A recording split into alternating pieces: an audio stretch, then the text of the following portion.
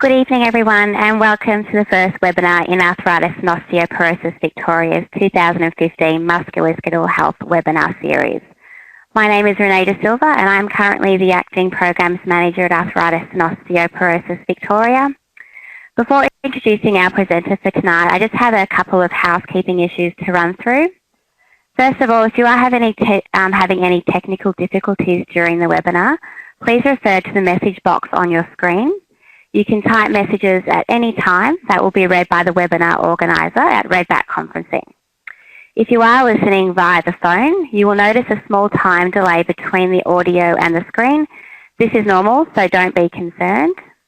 Also, can I remind you that whilst our presenter will answer questions after the completion of her presentation, you can actually type questions for her at any time.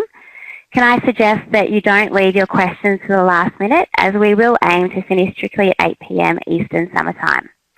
I would be grateful if all participants could take a moment at the end of the webinar to complete the exit survey, as this information will greatly assist us in evaluating this webinar and planning for future activities.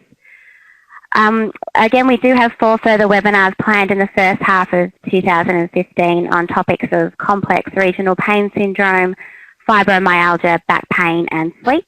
If you are interested in viewing our future webinar series, you can find the information and registration details on our website.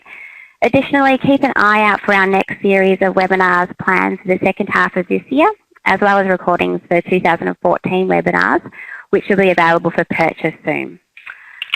I would now like to introduce our presenter for tonight. Dr Jacqui Stanford is currently a Director and Principal Psychologist of EmpowerRehab, who specialise in providing interdisciplinary pain management as well as working with clients presenting with a range of psychological presentations. Jacqui provides training and supervision to health professionals and return-to-work professionals about the management of clients with persistent pain to help facilitate recovery and optimal function. She's a psychology advisor and a consultant to WorkSafe Victoria. Jacqui also lectures Master and Doctor of Psychology students in pain management and is a member of the Australian Psychological Society and Health College, the International Association for the Study of Pain and the Australian Pain Society. Jacqui was the Australian Psychological Society representative at the Australian National Pain Summit. Without further ado, I'd like to hand proceedings over to Jacqui. Thanks very much, Jacqui. Thank you. So I've been asked to talk about cognitive behaviour therapy and pain, and it's such a big topic, so I'm hoping that this evening I can give you some insight that can extend your skills and understanding, whatever that may be. And I think one of the things that for me is always helpful is to have a bit of a picture of who I'm talking to and what your experience has been. So what we've actually got up front is a poll, and this is an opportunity for you as participants to be able to give me some feedback that I can then use that can help shape tonight. So if you notice on the screen, just asking what your primary work setup is. Are you primarily working in solo practice, or do you primarily work in a multidisciplinary team? It'd be great if you could just take a moment to do that. Because I think the challenges that we find really vary according to the way we work, who we work with.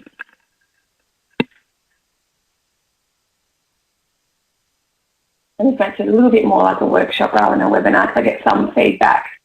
Beautiful, that's great. Let's have a look at then the results in a sense of who we have participating this evening. So we have almost 70% work in some form of a multidisciplinary team and 30% work in solo practice. So as I'm talking, I'm trying to raise some of the issues that each of us experience in those different environments, because I've worked in both of those, and they raise different experiences of how you apply some of these strategies in your work setup. Secondly, it's good to get a picture of, so we finish up with that one and look at what percentage of your clients that you see have chronic pain or have persistent pain. So this is another poll up now, and if you could just indicate again, roughly what percentage. So are you primarily working in the persistent pain field? Is this what you do all the time? Do you get a sprinkling of them? Be good with a, so yeah, small percentage under 20%, about a third, the 20 to 40%, about half, 2/3 or the majority of your clients. And what I find interesting is even around a question like this is how do we define chronic pain? So we'll talk a little bit more about that in a moment as well. So if we look at the results for this one, there's a real spread in terms of the percentage of clients that we have that experience persistent pain. So hopefully that whether you're someone that has had a little bit of experience or a lot, that you'll get things out today.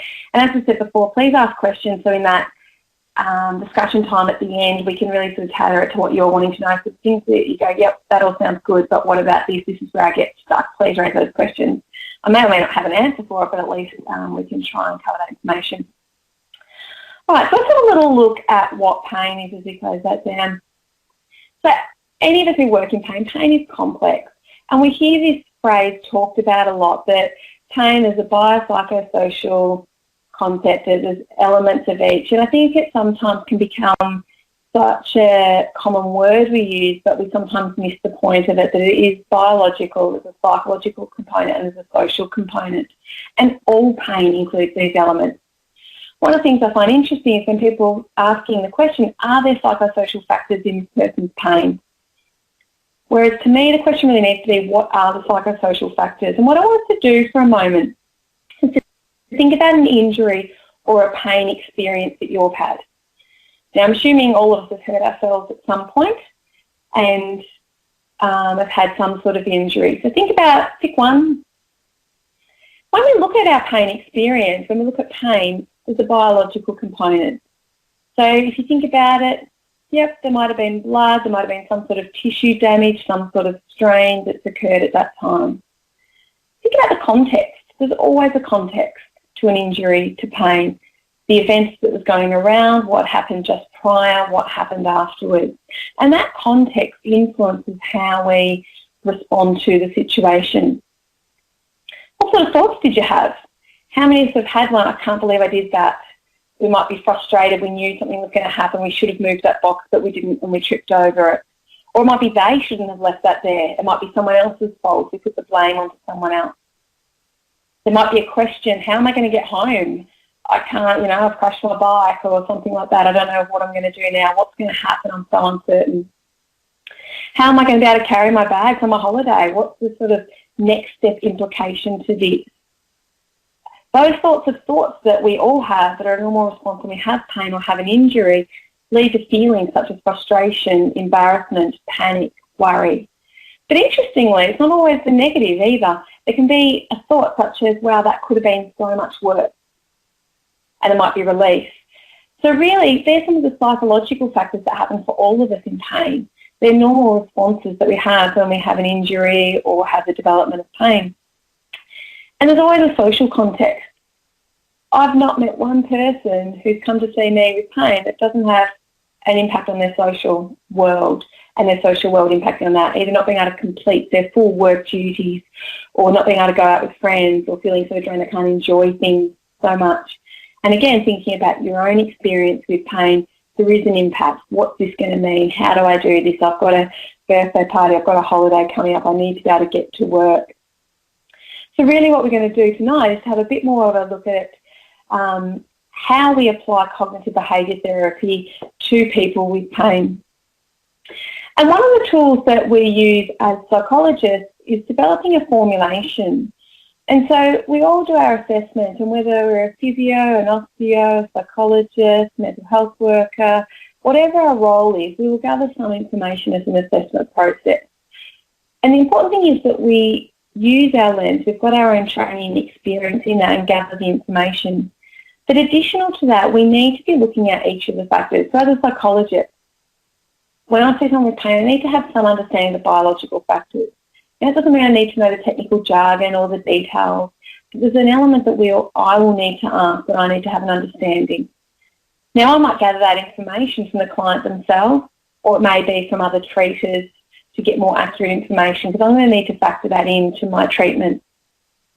For me, the psychological bit is what I'm trained in, so that's the bit that comes more naturally, and I've got a lot more experience.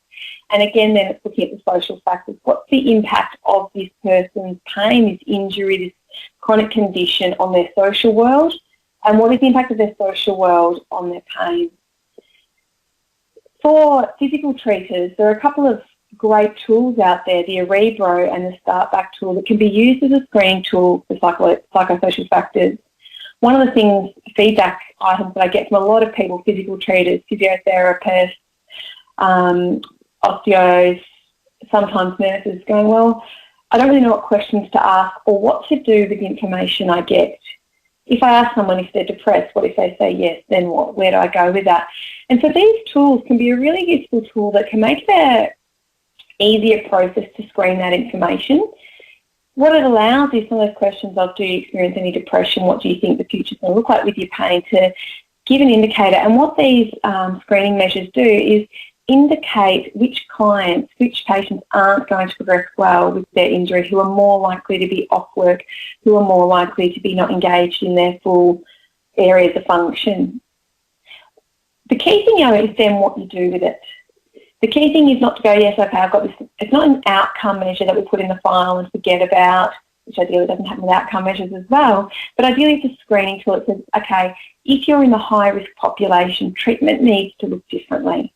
There's a lot of evidence that supports that if you're in the high risk, that it's that multidisciplinary approach that may be more useful, or a CBT-informed physio, or some professional that has that greater experience in the complexities of it. There might be that moderate group as well. We go, oh, I just need to watch this. They're not high risk, but if they're not progressing as I'd hope, that might be a flag to do something else. Now, the key with this assessment process is, because you're gathering the information, doesn't mean it's your responsibility to treat all of the areas. So as a psychologist, if I find out there still is some sort of muscle strain, I'm not going to treat that. Or if there is some particular biological factor going on, it might not be my role to step in. But if I don't have that understanding of where the healing process is up to, or how they're conditioned, what their strength or capacity is, that's going to limit how I'm going to be able to help them progress. So it's having that understanding. And once we've completed our assessment, the tool that we use is putting it into a formulation. And from a cognitive behavioural perspective, it's looking at it through that lens. So we call it the sort of 4 Ps in psychology world, but really it's looking at what's the presenting problem. And the key, really important thing with pain is that why are they with you? Why have they come now? Is it pain? Is it the impact on their function? As a psychologist, even a psychologist that works a lot in the pain area, people still refer to me for depression rather than pain per se. So understanding why they see that they're there, what are they wanting? What's important then is to gather from your assessment, what are the past factors? So this can either be the predisposing, things that made it more likely they're going to end up in this situation, and the precipitating factors that have contributed to their current situation. These past factors we can't change, but they give us an understanding of what's going on and might influence how we do treatment. But what's more important from a treatment perspective is, what are the perpetuating factors? What are the factors that are maintaining their current situation? What's keeping them stuck? Why haven't they progressed? And then the protective factors, what is helping them currently? So really when we look at it, and I'm going to go through an example of a client in a moment, but the perpetuating factors, because that's what's holding them, that's what we're wanting to shift. And really we're wanting to move perpetuating factors to stop being perpetuating into protective, what's helping them. And what generally happens is when a client comes to see us, they don't have many protective factors. We've got a lot of perpetuating ones. So we'll spend a couple of minutes now looking at a client. So we've got this client, a 52-year-old male who has back pain impacting his work and social activities. So he's come because he's got that back pain that he's notices he can't work properly and he's stopped doing some things. So an example of some of the things that you might consider from the past is he's injured his back doing the heavy lifting. So what was the context at the time? What happened back then? You also might want to know in this time, was this done at work? Was this done at home? What was going on in both of those environments at that time? This client's always active. He likes to be busy. He's an overachiever. He's driven. He's motivated. He's active with social. He's active with sport, active with work. He doesn't like sitting still. And he's also had a previous back injury a few years ago. So that's just a snapshot of some of the past factors that we might need to consider. The key thing is, though, then, it's going, well, what are the perpetuating factors? What is maintaining? So there might be things like, and this is looking at it somewhat from my lens, but there'll be perpetuating factors like muscle deconditioning. there might be some key beliefs that we pick up on. So when we start looking at cognitive behaviour therapy, we understand the belief system that's operating. This particular client has a strong belief that pain equals further damage. So whenever he has a flare-up, whenever there's that increase in pain, he's sure he's making his back worse. So therefore, he tends to avoid doing anything that's going to increase his pain and is going to increase the damage. Through the assessment, he keeps making comments like, I shouldn't have lifted that time, I knew it was too heavy. You know, I suppose it serves me right, I shouldn't have done it. There's a really sort of strong expectation and belief that lifting is what caused the problem, and lifting causes pain, and lifting causes damage. Other things that are influencing it are, when I am better, I'll go back to work. So there's this sort of belief system that this needs to happen before this can happen. After X, then Y. And this can happen in a whole range of areas. And a lot of health practitioners as well, we often sometimes think of that as well, so let's get you feeling better and then we'll get you to doing things.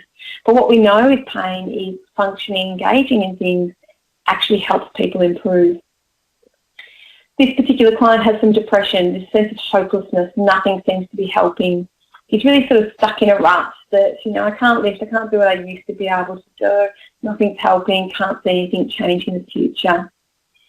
He sees a physio, and the physio gives him a release for a short period of time. So he goes once to twice a week to have some treatment that just helps him get through and cope. He's commented that he's become irritable at home, and that's putting a strain on the relationship with the wife and son. They're getting grumpy now because he just snaps at them, and he's then annoyed at himself because he knows it's not their fault, that that's coming out at home. He reports not sleeping well, and the fatigue's making it hard to get through the day and coping things, and really poor pacing. So he avoids a whole lot of things. He avoids lifting. He avoids doing things he thinks are going to increase his pain. But then on a good day, he gets fed up with doing nothing and pushes through to try and maintain the activity that is so important to him. He stopped socialising with his mates. He used to go to the park, kick the footy at times with the kids as well, and then go to the pub. He stopped doing that. He stopped doing fishing. So there's a whole lot of things. And we sometimes can look at these perpetuating factors as things that happen off the side. There's sort of the consequences, the debris that sort of comes from having pain. And they are. And clients will often say, if I didn't have pain, well, these things would all go back to normal. But what we know is that these things that perpetuate the pain as well.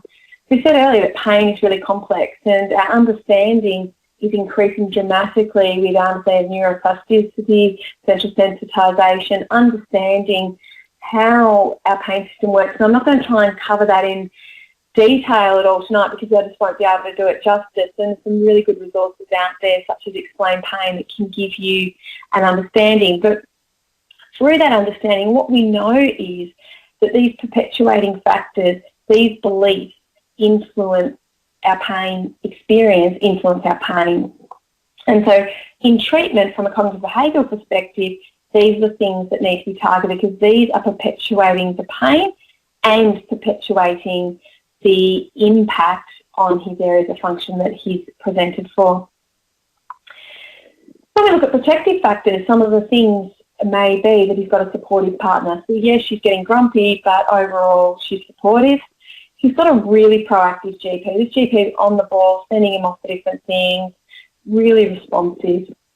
He's quite self-disciplined and driven, so when he's got an understanding of something, he can follow through. And he's got a previously good history of exercising and socialising, so there is that framework there. Now, you may notice that with the protective factors, I've drawn an asterisk next to supportive partner and proactive GP.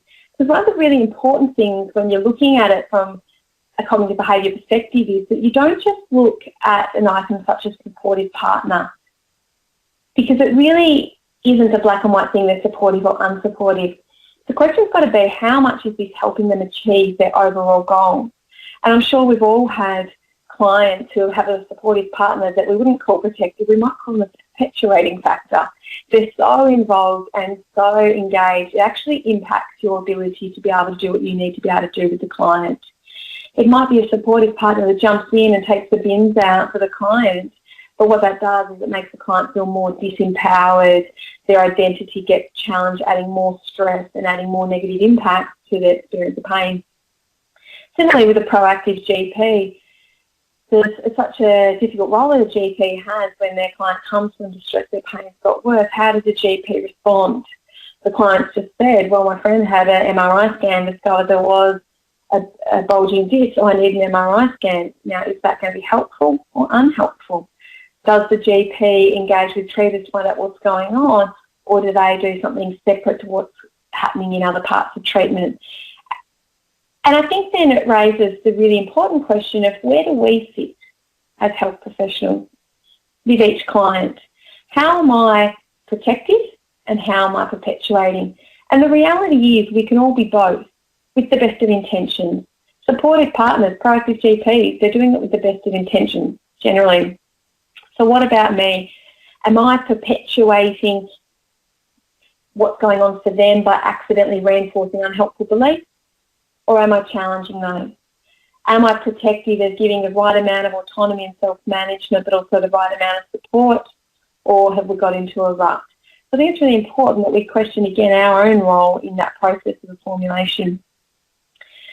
So once we've sort of done the assessment and we've gathered that information, the key thing is then to pull that into some sort of treatment plan and move that to action. As I said, that's by challenging and addressing the perpetuating factors, which we'll talk about in a moment, and how to enhance the protective factors. But before we move on to that, I just want to put another poll up if we can. In the assessment, in the past factors, I indicated that he'd had a previous back injury. What I want you to do is indicate, is that a perpetuating factor, something that's maintaining the current situation? Is that a protective factor? It's a really good thing they've had a back injury before. Or do you not know? Let's give you a couple of moments to think about, okay, this client, the 52-year-old, had a back injury before.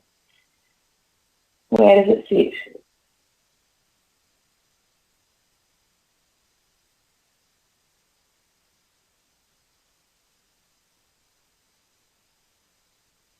Another moment to fill it in.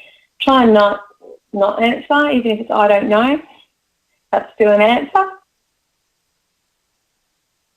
When we do workshops, we often say you've got to put your hand up if you want to have lunch. You've got to vote on something. Okay, so we're going to look at the results here. Now, it's swung around a little bit, so I get to see a little bit from my side and watch confidence initially, definitely perpetuating, a couple more I don't know, so the raising the fact it could be a protective factor. And I think it's a really important question to ask. Could be any of them, could be a mix. It may be a perpetuating factor because their past experience was that they still haven't actually recovered from it. They believe that, it's going to have these massive ramifications. There might be some muscle weakness, deconditioning and physical factors that are going on.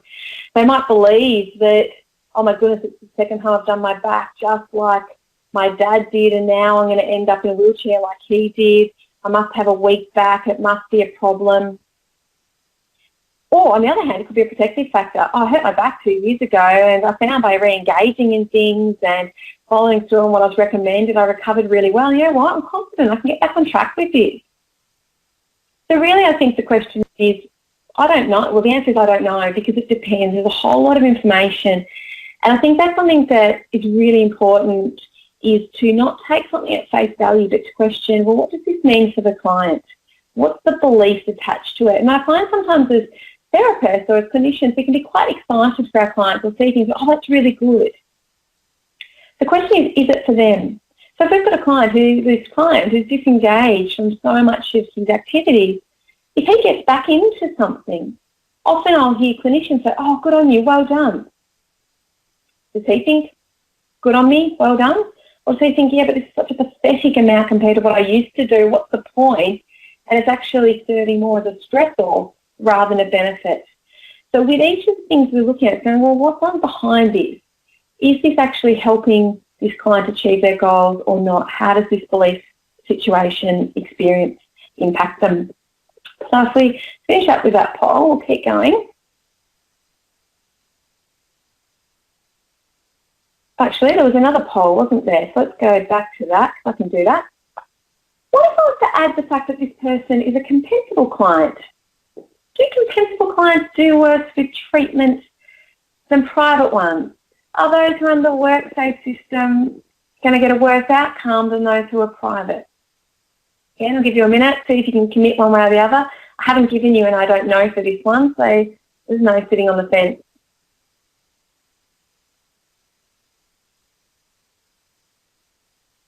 Two people involved in the compensation system. That could be TAC, Comcare, self-insure, or WorkSafe, work cover, or what it is you have in each of your areas. Okay, let's have a look at the results of that. The results suggest from your experience or your beliefs that if you're in the compensation system of some sort, whatever that is for them, they're more likely to do worse with treatment than those that are in the private system. And I think that's a common belief. My answer to that is, if we continue, is going, well, again, it depends. When we look at it, so let's finish up with those results. If we look at the compensation system, when we did some data analysis on this a few years ago, what we noticed was those in the compensation system presented worse than those who were non-compensable. So at assessments, their level of pain, their level of disability, their depression, their anxiety, their stress was often higher.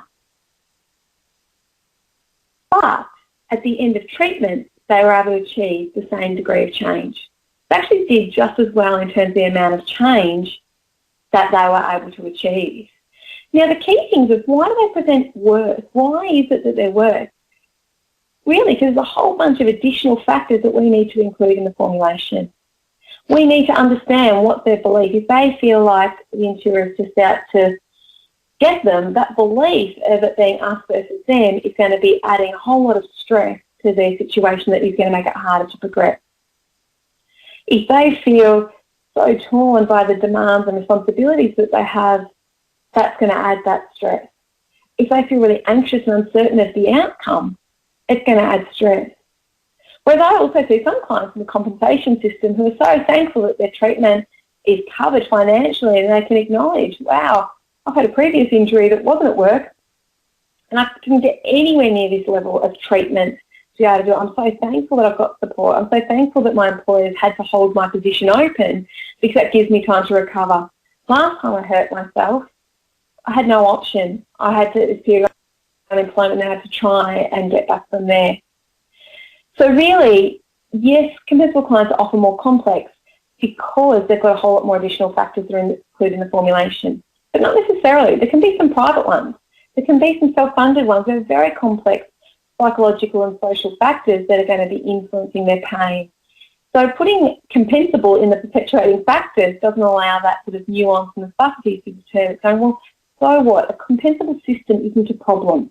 What is the problem? My case manager always has a go at me, doesn't believe me, or every time I ask for anything, I've got to go to conciliation to get it accepted. I feel like it's just too hard.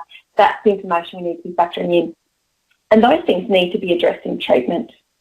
That needs to be part of what our role is. Now, the challenge is, how do you fit that into your session? How do you fit that into your treatment time to raise some of those issues? And that's the challenge you're going to have with a lot of this, and I'll touch on that as well. What we then need to do is look at, okay, we've got our sort of assessment, we've got some of the beliefs and the thoughts that are coming out, some of the things that are perpetuating it. What are our treatment goals? The key thing, as I said before, with our formulation is we can't change the past factors. So what we need to do is look at what we are going to try and achieve and what we're going to try and change. And really what we want to have is functional goals, goals that are measurable. And many of us will be familiar with the SMART goals: specific, measurable, attainable, relevant, and time-based. And to me, I find them really helpful to help work out if you're progressing. Otherwise, as a psychologist, I tend to set a goal such as improve mood, which becomes such a meaningless goal. If we go and spend time with my friends, my mood will probably improve. If I do the housework, it'll probably go down. We want something a bit more tangible of what that looks like. So it can be asking, okay, you want to improve your mood or you want less pain. If you had less pain, what would you be doing that you're not doing now? How would life look differently? Because that starts allowing you to tap into, if I had no pain, I'd go back to the pub, I'd go to the park with the kids, I'd go to dinner more often. What is that? They're the goals that we're actually wanting to be able to achieve. And so then what we do is address the perpetuating factors that are stopping the achievement of the goal. So this client has a goal of planting trees in the garden. The perpetuating factors may be a lack of strength and lifting capacity, which needs to be addressed. But as we said before, he also has the belief that he shouldn't lift. And so no matter how much strength training he gets in a gym or in some sort of way, if he believes he shouldn't be lifting and shouldn't be lifting at home, you're not going to probably achieve that goal with that sort of fear or concern. So that belief needs to be addressed. So from a cognitive behaviour therapy perspective, some of you may be familiar with this diagram, and what it really does is it looks at how we respond to things. So let's see, how am I doing? So often in life, what we do is we talk about situations causing feelings. We draw that link. We'll say things like, you made me angry, work stressed me out, the movie upset me. But the problem is that doesn't explain why all of us can go through the same movie and have a completely different response. And the reality is because situations are actually interpreted through our thoughts, first of all. Situation occurs, our brain processes it on a cognitive level. That then will determine our feelings and our behaviour, which feed into each other. And so what we get is this spiral that happens, and our situation isn't directly causing our feelings, it's through this process. Cognitive behaviour therapy has a really strong evidence base in a whole range of areas, including depression and anxiety, but in pain itself. And one of the things I find is even psychologists will often apply the CBT to the mood or to the sleep, but not specifically to the pain. And what I'm going to focus on now is some of the ways in which it's specifically linked into the pain that we can all be aware of and all working with. So when we then look at our thoughts, as we said, situations are interpreted through our thoughts. Our thoughts, that chatter in our heads that we all have varying degrees of being aware of, are influenced by a range of things. Our thoughts are influenced by our belief system. They're influenced by our values. They're influenced by our expectations and our experiences. So all of these shape our thoughts. So often we don't even need to be fully conscious of the thought. We have these automatic thoughts, automatic assumptions. So if I was to say to you, someone opens the front door in the middle of the night, what did you think? We're all going to have these automatic assumptions that come to mind based on our own situation, our own experiences. We wouldn't sit there and go, okay, it's a Tuesday evening, 2 a.m, am I expecting anyone? No, okay, it could be something bad, it could be an intruder. It would make that assumption very quickly. So these thoughts are happening all the time for all of us. Even while I'm talking tonight, we're all having many thoughts or reactions that go on in response to the input that comes in. Those thoughts then influence our feelings and our behaviour. So if I was to think my front door opening was an intruder, that's going to give me a very different emotional response, feelings, and a behaviour response than if I thought it was my husband coming home. If I thought, oh, there we go, he's home, I'm going to have a very different reaction in my feelings and behaviour because that is going to shape it. One of the ways we tap into thoughts is through the language. So in the assessment process and throughout treatment, it's really listening to language. Language generally isn't by accident. Language generally is a window into some of those belief systems, so it's learning to listen to that. So what we want to do is understand their pain beliefs, get a picture of that. So it might be pain equals damage, because if they think that, that is going to be coming through whenever they have a situation where their pain increases, their thoughts might be, oh no, what have I done now? This has set me back, how long is it going to take me to recover? Some of those things start suggesting there may be a damaged belief. When I'm fully better, then I'll get back to lifting. That's when I need the cure, I need to be fixed, I need my old life back, I can't keep going like this. One of the first things that's really important that all of us can do is provide education around pain and the complexities of pain and normalise those complexities. So through education, that can shift those beliefs, which then can shift those thoughts.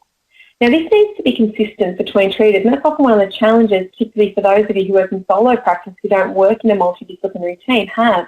We can be trying to shift these beliefs, provide this education, while there's other messages coming from elsewhere. And we've probably all been in a situation where you're getting a shift and then you can have one comment made by a family member, by a doctor, by someone that suddenly feels like it undoes some of the progress that's been made. In that, education is treatment and it needs time. And I think particularly for physical treaters, the expectation of society is I go to a physical treater, they do something to me, my pain feels better, I go away. And that's the simplistic way of looking at it. So if you're going to sit there and talk to them, well, when we often get our physios, often get the comment, when are you starting the real treatment? So it's really setting up that expectation that education is treatment. And what we know is education alone around pain can actually, and particularly around the central sensitization process that occurs with chronic pain, can actually reduce pain and get a good outcome. Not education using that image of the spine where there's that big red bulging disc, which for me as a psychologist I assume then our disc must be big and red or something because that doesn't look good. And so the beliefs around that with education often increase fear and don't actually help that progression. The challenge is how do you create that time, and it's getting creative around your diary, around funding models or getting other treaters involved to help do that. But it's really important that that education is treatment and needs to be done well. We also need to be aware of our influence on beliefs. Like I said before, what's our role? When are we a perpetuating factor? I'm assuming never intentionally, but we all can be and we all are at different times. And that can be simply through our language. Essentially, I remember talking to someone who saw a really good physio, and this physio assessed this client and said, I don't think it's your disc. I spoke to the client later and said, oh my goodness, I hope it's not my disc. I heard it could be my disc. Fascinating that that comment of I don't think it's your disc was interpreted as it could be my disc, increasing the catastrophizing, increasing the fear avoidance, increasing the pain that happened. So then went and saw another physio who communicated, hey, this all seems to be working well. I've looked at this is working well, this is working well. Within a day, the pain reduced and the function increased because of that reassurance and confidence. Here's two good physios, both very good physios, sending a slightly different message that actually was received as a completely different message. So negative language, using your don't, can't, any of that can so easily be misinterpreted as opposed to the positive side of language of what is rather than what is not. The other thing is that I think we have a big influence on with beliefs is responsibility. Are they doing the homework and exercises for us or are they doing it for themselves? How do we communicate around that? Do we say you should do this 3 times a week? Or do we explain to them that to get the benefits, I recommend 3 times a week and try and get their ownership? I find it fascinating how many clients don't complete their homework till the night before my appointment, which makes me always ask them the question, so who are you doing it for? Are you doing the homework for me or for yourself? Really reinforcing that this is your treatment, this is, I want you to be, and I talk to clients about in the driver's seat of their treatment. Yes, you might get some navigation from someone else, some input, but really we need you managing this and understanding. Because if you don't understand why I'm getting you to do something, please ask, because that confidence in why we do what we do actually enhances the outcomes as well. So with our thoughts, what we want to do, one of the most common strategies that is used is reframing or changing the thinking. As I said, education can shift those beliefs, but reframing thoughts can get an outcome. And these are 5 of the common ones that I find, and I'm just going to touch briefly on how they relate to pain specifically. So should. The word should communicates an expectation, a belief system. And I think if we think about it, we've all done things that we shouldn't have done, and we all don't do things that we should do. So the word should doesn't actually improve that outcome necessarily. What the word should does, if you think about it, when you do something you shouldn't have done, it can often lead to feelings of guilt or frustration, but we still haven't done what we should have. So guilt and frustration are often what comes. So if they say, I should be better by now, it's been going on for ages, I should be better by now, the frustration around their pain is likely to increase rather than going, I would like to be better by now. So there's nothing wrong with having the preference, but when it becomes that rigid expectation, it increases that distress. Similarly, the have to. The have to decreases our sense of control over things and increases our strength. Our confidence increases our anxiety. And I don't believe there's anything we have to do apart from be born, which we've all done, and die, which will happen. The reason we do things is because we choose to, and we choose to based on the consequences. So often you'll hear clients say, I had to lie down, I had to take the medication, I had to do the exercise, I had to stay home, I had to get the lawn mowed, whatever that is. And what it is that external frame of reference that is putting that expectation on us to do it. What that does, if you think about it, it's quite disempowering. Whereas if we can change it around to I choose to take the medication to manage my pain. I chose to mow the lawn because it was important to me to have it done. I chose to do the exercises to help me get better. All of a sudden it's empowering them. Now clients with all of these, and health professionals often say, it's not just words. And the thing is, we want to get a shift in what happens. If we're not getting a shift in the beliefs and the feelings or behaviour, they probably are just changing the word. They're probably not believing it. They might be outwardly saying, I choose to, but internally they're going, yeah, right, I have to. And so really that's the belief system. And if they're getting quite stuck, that's where it can take more sort of intervention or more specialised input to get that shift. So can't vacuum, can't lift, can't do this, can't go out, can't manage the pain, can't sleep. The word can't, what it does is it makes us stuck and stops us problem solving. It closes the door on possibilities. They feel like there's no way through. My question is always, well, if you were given $1 million or had a gun to your head, could you do it? And under most of the time, you'd be able to do a whole lot more. So it's not really a can't, but it's such a disempowering word. Clients, they try and be positive, and we often talk about positive clients, but positive can be just as unhelpful if it's not realistic. So what we want is, I'm finding it hard. I'm finding it hard to sleep at the moment. I find it hard to vacuum. So I might choose not to because it's not worth the consequences, but at least allows that door of possibility. Then there's the question mark. How am I going to cope? Why do I have this flare? Where do I go from here? All of those questions leave people with uncertainty, which increases anxiety. And the strategy at reframing a question mark is really simple. It's to answer it. But it's not going to be a perfect answer, otherwise they wouldn't have asked it. It's answering as best they can and focusing on what they do know. And that might be saying, I don't know. Why did this flare-up happen? Look, I don't really know. I don't think I did anything really differently. It could be that stuff I did sitting too long yesterday, or it could be the change in weather. I'm not really sure. What I do know is I need to do my strategies now to manage this more effectively. So answering the I don't know and validating that question is really important. So when clients ask questions, answering the question, even if it is I don't know, can be really important. And then wishful thinking. Wishful thinking, hopes, wishes, desires are such a fundamental part of being human. And as a psychologist, if there's none of that hope, then we start looking at, is this person depressed? We want that as part of being human. But what we want is wishful thinking needs action and or acceptance with it. If it's in the past that needs acceptance, we can't change the past. So I wish I hadn't lifted that day. Why did I do it? That needs to have some acceptance with it. I wish I never had another flare-up. That's that future wishful thinking. And it's important then there's an acceptance of, okay, I might have one, but this is the action I'm going to put in place to make it less likely. So when we look at our client, I can't lift, there's the can't, that's stuck, rather than I find it hard to lift. I find it hard to lift very much. I have to be 100% before I can garden again. Actually, you know what? I'm going to choose to do small amounts of gardening as part of my recovery because we know biologically the healing process continues as we re-engage in things. I hurt myself lifting, so I shouldn't lift. There's the should, the expectation. Because of this, I shouldn't do that. I hurt myself lifting, so I don't want to lift. Well, actually, it's not I don't want to lift. I don't want to increase the pain. So if I can find a way to lift without increasing the pain, then I'd like to be able to lift.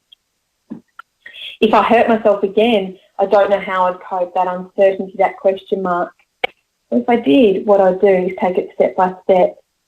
Why do I have this flare-up? I'm not sure, but what I'm going to do is focus on what I do know. I wish it would go away. That's a normal thought. I'm going to accept it there now and put my strategies in place.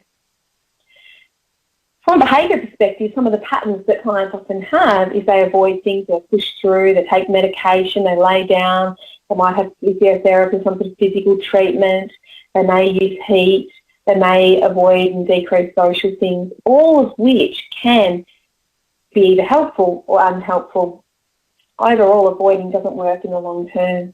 So behavioural strategies, what we want to do is the graded exposure. And the really important thing is when we're looking at grade exposure, we're looking at it across all the perpetuating factors. So if this client of ours wants to lift, we want to grade up, we want to increase it so it allows the muscles to adapt and strengthen. But the central nervous system is desensitised and the anxiety is desensitised. So it might be well and good to say, well, your muscles could lift 20 kilos, but if you petrify that 20 kilos and he's scared of 1 kilo, we need to be starting it below the 1 kilo to address the fear.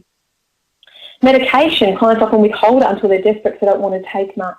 So it can be about shifting that belief and saying, why don't we look at taking a prescribed amount, but before the panic sets in, which adds to the distress and the impact on function, choose to take it rather than withhold it until you have to take it and that desperation's there.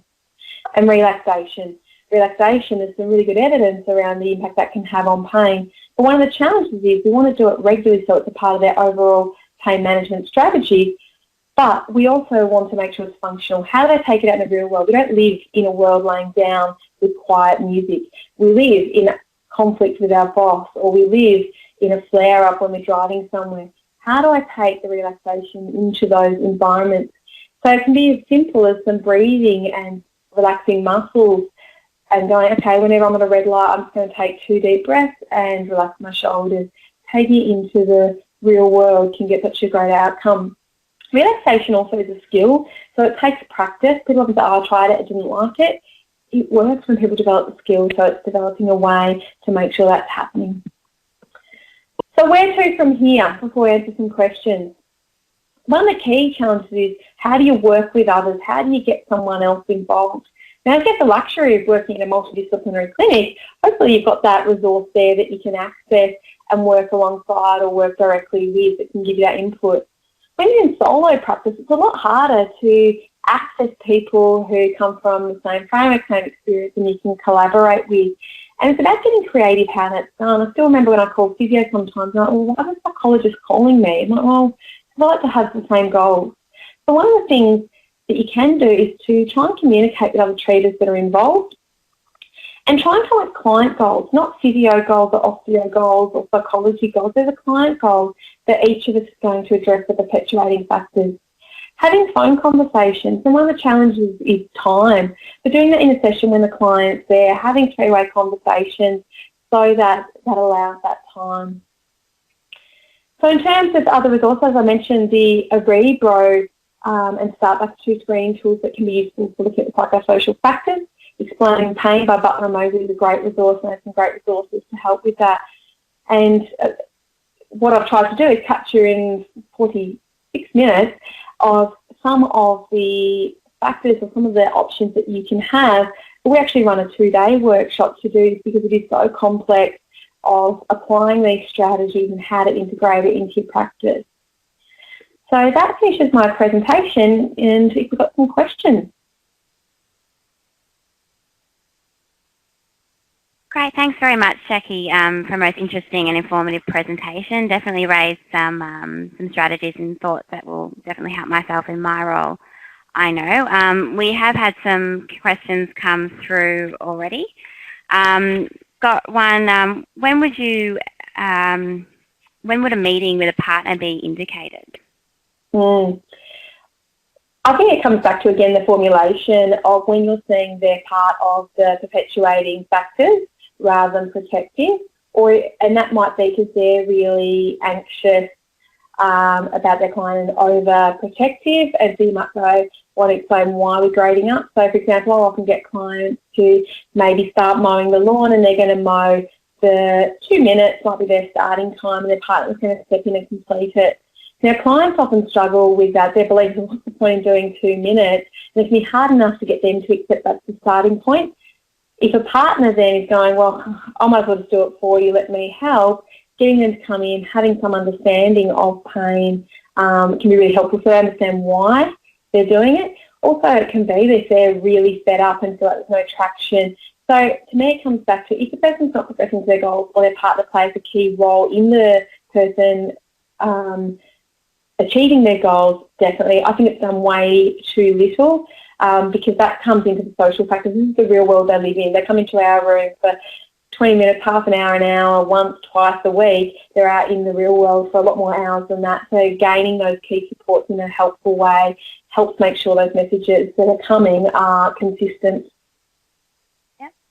And do you see a place for pain diaries in helping clients self-manage in self-management of psychological symptoms? Definitely. I think the trap with a diary is what is the purpose of it. One of the things I find is a lot of people with persistent pain are so fixated on their pain they don't need to think more about their pain. That's part of what dominates. So we would use an activity diary rather than a pain diary, we'd call it, and we find that we should also do 4 days every hour. So you're getting a really detailed thing of what activity they're doing, how that's then related to what their pain's doing, and possibly their fatigue and stress as well. So we're actually looking at these things because we know the three of them can all feed into each other. We don't do that for 4 days as a baseline, try and work out what some of the triggers may be, and then we may do it later down the track rather than a constant tracking of it. Because the problem is pain is so subjective. It doesn't necessarily, how does it impact on function? The other way we use diaries is activity planners. Again, so focusing on the function rather than the pain, but getting them to map out, okay, these are the things I need to fit into my week. How am I going to do it in a way that manages my pain the best way I can? Yeah, great. And we sort of look at clients wanting no pain as their goal. And when research suggests that there's about 30 to 60% at best, how do you respond to that? One of the things that I've probably got better at doing over the years is I used to be very good at dashing out all hope that they're going to be pain-free. We don't know what's happening. Our understanding of pain is changing dramatically. I've had clients who have had 15 years of pain and twice weekly hands-on treatment have got down to 0 pain. So I think it's important that we don't also say that it's not possible. It comes back to that wishful thinking. Let's have the hope, but also at the moment that is pain, let's put the action in place. What we talk about is that if you look at pain, people often have a baseline level of pain and then have the fluctuations. We may not be able to shift that baseline level of pain to 0. Sometimes we can, but what we definitely can do is reduce the boom bust, the flare-ups of pain, and significantly reduce, almost eliminate those. And most people go, oh, if it was only a 2 out of 10 and I could function all the way I wanted to, that would be great. If someone's completely cure focused, I'd be then specifically challenging, well, why? What does that mean? And what does it mean now? And the fact you're pursuing a cure and it's not happening, what's happening to all your goals, all of your world, which is most likely falling apart in some way. Well, how about while you're waiting for that, can we look at increasing your function, increasing these other things? Because often it's people just don't know how to live with pain. They haven't got the skills to manage those things. They're just feeling overwhelmed by it, so it's addressing some of those beliefs and barriers. Yeah. We've got a question from Rita. If patients are resistive to seeing other treaters, how do you overcome this? Yep. I think it's often a common challenge that we all have, and I know a lot of physical treaters struggle to get someone to see a psychologist, and I find as a psychologist getting someone to see a physio that I'd recommend can be a real challenge. One of the key things to be, it's got to come from their needs. So that's where it's important not to step beyond where your competence is, because that gap can often be the window. So for a physical treater, if their sleep's significantly impacted and they're saying that, it can be saying to them, look, I can address A and B, but you can't come out with your sleep's a significant problem. It can be really good to get you involved in seeing someone who specialises in sleep, which might be a psychologist. When you start, and if they are resistant to that, often what I'll do is go, well, clinically, it's what I recommend. What we can either do is we can look at doing that now, or how about we review if we're not getting a shift over the next 3 weeks, which is what I'd hope. We need to revisit that because my job is to give you the best clinical advice I've got. So I generally try to give people 2 choices that I'm happy with. Either we can do it now or we can review it later. Often it can be helpful though, even in that, is to saying, well, it might even be, do you want to go and have an assessment with them if there's some resistance? Because often it can be that initial bit that's the hard bit, that first appointment. Particularly for people seeing a psychologist, still can be a lot of challenges around that. With a physical treater, if they feel like I've been there, didn't help, that can also be a challenge. But again, it's identifying what the need is in their experience and how this person's going to be able to help them do it. I think one of the challenges is where we get stuck as professionals in a corner feeling like we've got nowhere to go. And I speak to a lot of clinicians who are going, well, we've got nothing else, so I have to keep seeing them, even though they know it's not doing any good. And I just think that can be a really unhealthy place where we end up accidentally becoming a perpetuating factor, whereas I find the more upfront you can be that here's what I clinically recommend, this is what needs to happen for me to be able to be effective, I need this involvement as well. Yeah, no, that makes sense. We do have another question from Emily. Do you have any advice for managing patients at risk of persistent pain when the medical / insurance team are more interested in acute management strategies? Examples, further imaging and seeing surgeons. Yep, that is a challenge that hopefully one day practice will start shifting. Again, any of these things, the biggest driver of treatment is the client. They are going to be the one that goes back to the GP and says, I'm sure something's not right, I need something else. They're going to be going with the distress that often prompts the MRI or prompts that direction. So the more education that you can be giving to the client, and to me that's where I don't like the distinction between acute pain and chronic pain, because what that does is it relies on a sort of arbitrary time period. But if those psychosocial factors are there and there's a flag early on that, something else needs to be done, that's when treatment needs to be done differently. And so I find it more helpful to talk about pain, and pain we know there are the biological, psychological and social factors, and particularly around things like MRI scans, there's so much misunderstanding about what that means. Does it have clinical relevance? Is it going to change treatment? And that's often what we talk about with clients is, is this going to change treatment? Now, if someone's a long way down the intervention or scanning process, it can be very hard to get them to accept not to do that. And sometimes they're so far down they've got to go through that process. But it can then become the question of, well, then what? If this scan doesn't show what you're going to do, what are you going to do then? So they start realising, hang on, at some point I've got to draw a line in the sand. But really, rather than getting into the debate, which I find that tennis match debate with clients becomes futile and frustrating for everyone, is to go, okay, so your GP's wanting to do that. From what you're saying, you're also saying that, you're feeling really anxious, you're not being able to sleep properly. While that's going on, why don't we look at this as well? Can be a way of doing it. As soon as you get into that tennis match, my advice is get out of it because I don't think we ever win. Yeah. Margaret's just asking sort of about the best resources to explain the Butler and Moseley. So there is, reading Explain Pain. The more you understand it yourself and play around with different analogies, the better. So we train a lot of people in how to explain pain. And when people can, I think the key thing is what are the key messages I'm trying to communicate rather than what all the information I've got to provide. So it can be things like pain doesn't necessarily equal damage. There's a whole range of factors that influence our pain and that our pain influences, and what we need to do is address the factors, the stressors, the buckets of petrol that are amplifying the pain. By reducing those, we need to increase our endorphins, we need to increase the buckets of water to dampen down that pain, we need to engage in functioning, we need to pace and do all these things. The more we can understand those messages, we're going to be able to explain it better. There is a integrated Hunter Hospital came up with a 5-minute Explain Pain. Really great, really quick YouTube clip that's good, but it's so quick. I would only ever use as a supplement and support to explaining pain. We generally take an hour to explain pain, and that's the level of detail that really needs to happen.